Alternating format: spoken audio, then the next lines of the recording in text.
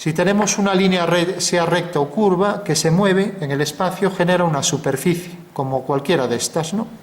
Y otras muchas que hay, o mismo esta, ¿no? Una superficie poliédrica llamada icosidodecaedro, ¿no? Un poliedro arquimediano, que se obtiene como intersección de estos dos, ¿no? Que por supuesto no dibujaremos porque es algo complejo, ¿no?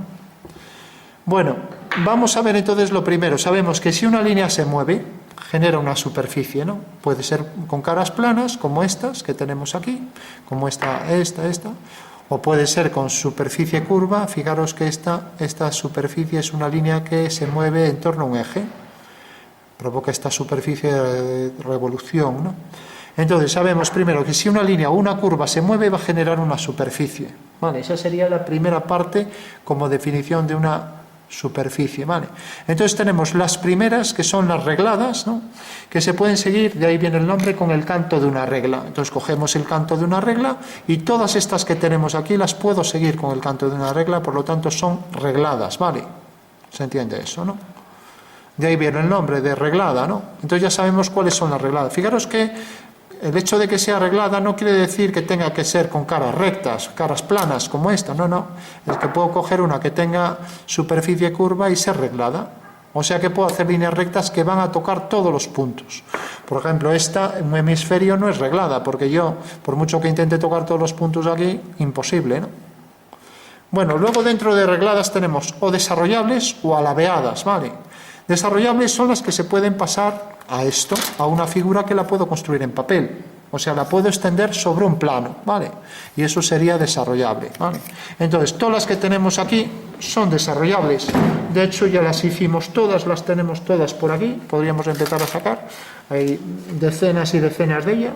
Aquí vemos, esta se puede convertir en papel, ¿no? Aquí la tenemos, ¿no? Incluso podemos calcular hasta la forma de la sección y su desarrollo. ¿Para qué sirve esto? Para hacer maquetas.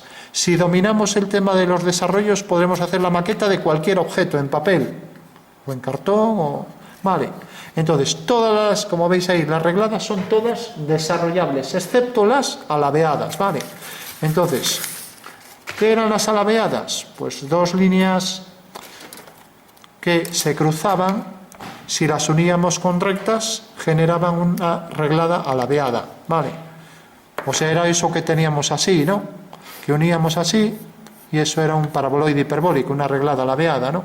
Entonces, también se le llama paralabeado, ¿no? Las regladas alabeadas no eran desarrollables, no las puedo convertir en papel, ¿vale?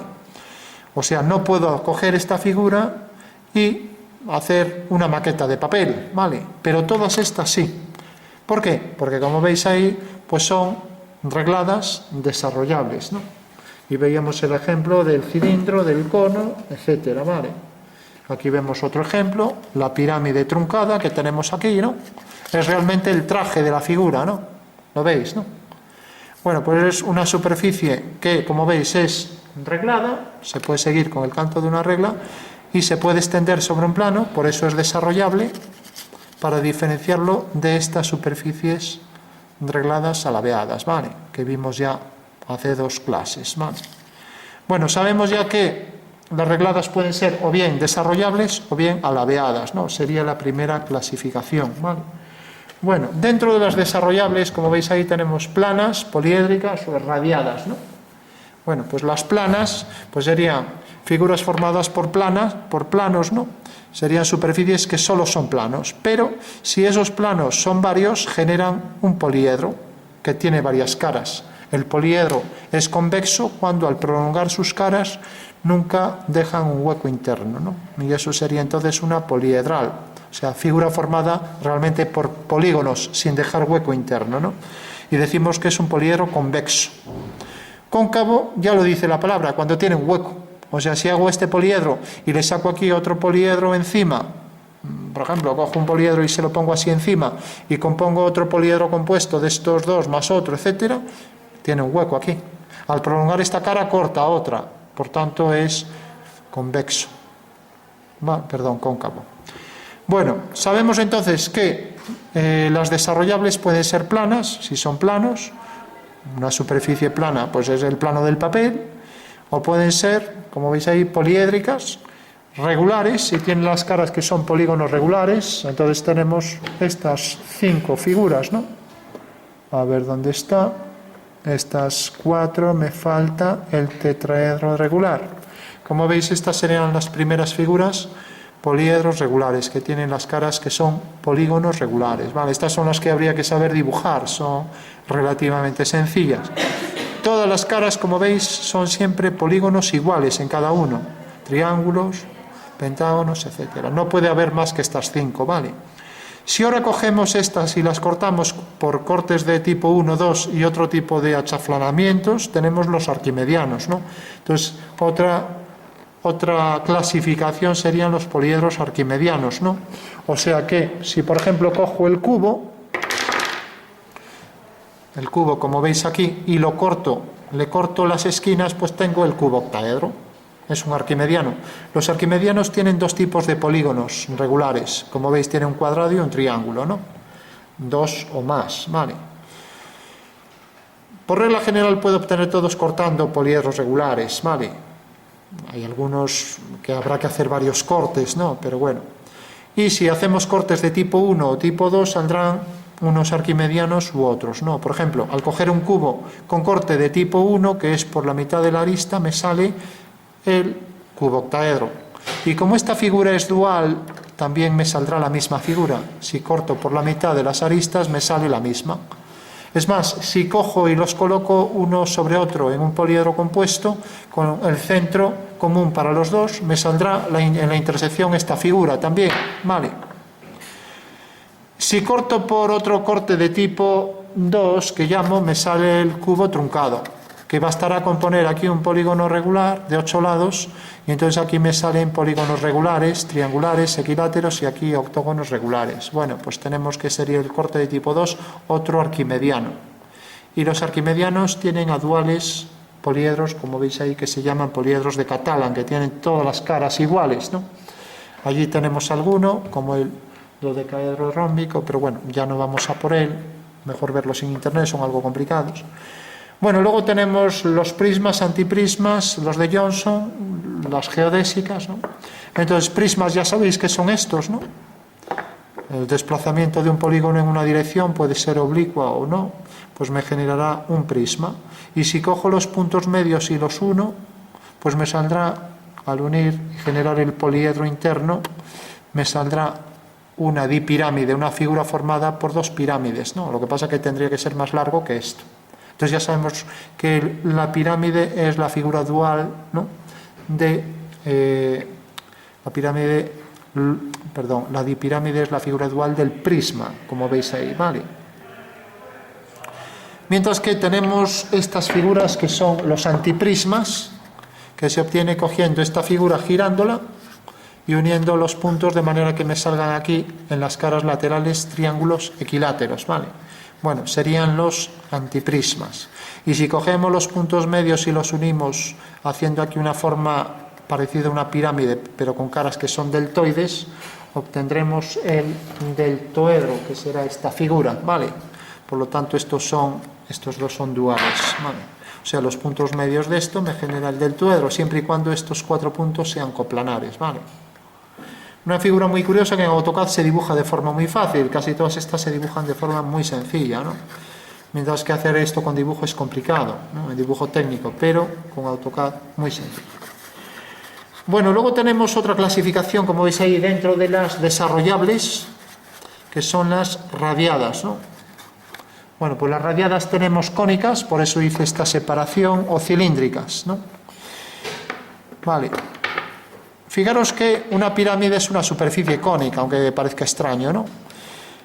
Mientras que cilíndricas son todas estas. Un prisma es una figura cilíndrica. ¿Por qué? Porque una figura cilíndrica es aquella que está formada por líneas que siguen una dirección, ¿vale? Como pasa en todas estas figuras, ¿no? Y decíamos que eran radiadas en este caso, que las radiadas podían ser o cónicas o cilíndricas, porque si os fijáis, si cojo un punto aquí y muevo este radio, puedo generar la superficie, ¿vale?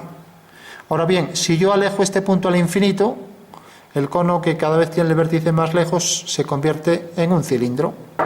Entonces, de ahí que tengamos que las radiadas, este radio, que tiene un punto en el infinito, se mueve de forma cilíndrica, generando entonces todas estas superficies cilíndricas, que son los prismas y los cilindros, mientras que si el punto del radio se mueve, tenemos aquí entonces las superficies, como decíamos aquí, las radiadas cónicas, ¿no?, que son las pirámides y estos conos, mientras que las radiadas cilíndricas tenemos todas esas, ¿vale?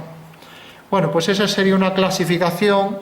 También dentro de las regladas tenemos las alabeadas, que son las que ya vimos, pero dentro de las regladas desarrollables tenemos o bien las poliédricas o poliedrales, que ya vimos, o bien las radiadas, que serían estas. ¿Qué pasa? Que muchas de estas son también figuras poliédricas, porque tienen varias caras planas, ¿no?, como todos los poliedros. Por ejemplo, esta es una pirámide y al mismo tiempo es una figura poliédrica, es desarrollable, es radiada, y al mismo tiempo también, como veis ahí, pues es una figura radiada cónica. ¿Por qué? Porque tiene un vértice. Eso quiere decir que por ese vértice puedo pasar un radio que pasa por todos los puntos de la superficie. Por tanto, es radiada y al mismo tiempo es cónica, ¿vale?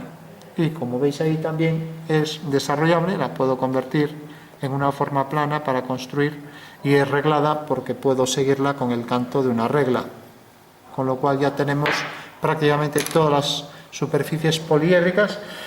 Hay también otras variantes, como los deltaedros, que es figuras formadas por triángulos equiláteros. Entonces, este es un deltaedro, este es un deltaedro, etcétera, ¿no? Y algunos más que vemos por ahí.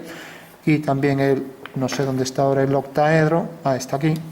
Bueno, pues eso es lo que se llaman deltaedros. Vale. Luego tenemos los poliedros de Johnson, que ya los vimos el otro día con el programa PolyPro, que después de ver todas las figuras convexas poliédricas que tenían caras polígonos regulares, después de ver los polígonos regulares, los poliedros regulares y los arquimedianos, pues hay 92 poliedros que, siendo convexos, se pueden formar con esos polígonos regulares, ¿no? Y son los poliedros de Johnson, que son los 92 poliedros, algunos bastante complejos, ¿no? Y bueno, muchos son simplemente truncamientos de poliedros arquimedianos, otros son composición de varios poliedros, casi siempre. Por ejemplo, si a este le quitamos un trozo, ya va a ser un poliedro de Johnson, ¿no? Porque este polígono que queda aquí, le quitamos la mitad, ¿no? Esto que queda por encima, pues tiene todo polígonos regulares. Entonces será uno de los 92 poliedros de Johnson, ¿no? Bueno, tenemos ya clasificados los poliedros, las regladas, las desarrollables, las alabeadas, las poliedrales, las radiadas, etc. Ahora nos faltarían después de las regladas alabeadas. Recordad que en las regladas alabeadas dos generatrices infinitamente próximas se cruzan, no se cortan, ¿no? Por ejemplo, en un plano se cortan, ¿no?, sean en esta posición o paralelas, ¿no?, coincidentes. En las regladas alabeadas, pues dos líneas que están muy cerca tienen esta disposición de cruce, ¿no? Bueno, luego tenemos las curvas de segundo grado, de tercer grado, cuarto, etcétera, que el grado hace referencia a la ecuación. Entonces, también hace referencia al corte. Fijaros que una esfera se puede cortar como máximo en 2 puntos, ¿no?, si la atravieso con una línea. Eso quiere decir que tiene una ecuación de segundo grado y por tanto se llama superficie de segundo grado, ¿vale? Si cogemos un toro, un donus, lo podemos atravesar por 4 puntos y por tanto será de cuarto orden, ¿vale? Bueno, pues las cuadráticas tenemos esfera, elipsoide, paraboloide, elíptico, circular, hiperboloide, etcétera, etcétera, ¿no? Todas esas tienen una ecuación de segundo grado. Algunas son regladas, alabeadas, como vimos el otro día, otras no lo son, otras son de revolución. Esta es de revolución, un elipsoide es de revolución, y bueno, esas serían las de segundo grado. Luego tenemos las de evolución, que también son superficies curvas, que, por ejemplo, pasan de ser pues un cuadrado a una circunferencia. O sea que evolucionan de una forma plana a otra. Eso quiere decir que se va transformando en una forma cada vez más cuadrada hasta que llega a ser el cuadrado, ¿no?, una superficie de evolución. Casi todas las superficies que veis por ahí son de evolución. Evolucionan de una sección distinta a otra radicalmente, ¿no? Luego vimos también las de revolución, que se generaban cuando teníamos una curva o una recta en torno a un eje, ambas coplanarias girábamos y se generaba la de revolución, ¿vale? Una vasija, por ejemplo. De revolución pues tenemos el caso de la esfera, el elipsoide, el hiperboloide y tenemos la escocia, que sería esta de aquí. ¿Vale? O sea que si hacemos una curva en torno a un eje, pues generamos ahí la escocia de revolución. Si hacemos una traslación sería también la forma de escocia, ¿vale? Que puede tener también más formas para generar pues una moldura, por ejemplo, ¿no? Bueno, pues esas serían las de revolución. Y luego tendríamos por último algunas que no entran dentro de ninguna clasificación, que serían, pues como veis, helizoide, serpentín, helicoide. La helicoide o hélice es un punto que gira en torno a un eje y que al mismo tiempo se traslada. Por lo tanto, provoca un punto de una hélice que se mueve, es un helicoide. Entonces, cuando dibujéis una escalera de pasamanos, el pasamanos es una hélice o un helicoide, ¿vale? Mientras que si esa hélice o un punto que gira en torno a un eje sería un muelle también, un helicoide o hélice. Si ahora de repente por ese punto hacéis una recta y se mueve, esa recta que se mueve genera una superficie que se llama helizoide, ¿vale? Bueno, pues sería la diferencia entre helicoide o hélice y helizoide, ¿vale? Y el serpentín es la esfera que se mueve por un muelle, generando pues un sólido que tiene siempre esa misma forma en volumen, ¿no? Por ejemplo, pues el muelle que tiene ese grosor uniforme de sección circular que genera una esfera que se mueve en torno a una hélice, ¿vale? Bueno, pues esas serían fundamentalmente las clasificaciones básicas de poliedros. Hay muchas más, pero bueno, ya sería, por ejemplo, el escalenoedro, cantidad de superficies, por ejemplo, poliédricas, muchas todavía no catalogadas, pero que se pueden engendrar, o incluso como composición de estos poliedros, cuando están formados por varias, ¿no? Por ejemplo, si yo cojo un tetraedro y lo giro y lo uno con otro tetraedro, de manera que pasa por aquí, es una estrella octangular, ¿no? Es un poliedro cóncavo y que, bueno, es una estrella octangular que se llama, ¿no? Poliedro compuesto de dos, ¿no? O si, por ejemplo, cojo un cubo y ahora meto dentro esta figura, dejando salir, es otro poliedro compuesto de cubo y octaedro, ¿no? La posibilidad de hacer compuestos es infinita, ¿no? Bueno, pues estas serían todas las clasificaciones. Pasamos a dibujar entonces cada uno de estos.